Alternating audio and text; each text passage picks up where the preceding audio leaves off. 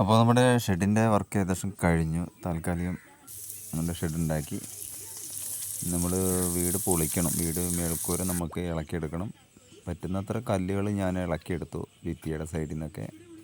ഇനിയിപ്പോൾ ഇളക്കിയെടുത്ത് കഴിഞ്ഞാൽ നന്നായിട്ട് പൊളിഞ്ഞോളും. ഇനിയിപ്പോൾ പൊളിച്ചതിന് ശേഷം, മുകൾ ഭാഗം പൊളിച്ചതിന് ശേഷം നമുക്ക് ഇളക്കിയെടുക്കാമെന്ന് ചെയ്തിട്ടായിരുന്നു.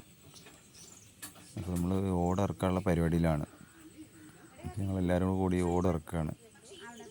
ഭയങ്കര വെയിലാണ്, പെരും വെയിലായിരുന്നു. പിടുത്തം വിട്ട് ഓടിറക്കിയിട്ട് പെരും വെയിലെന്ന് പറഞ്ഞാൽ പെരും വെയിൽ.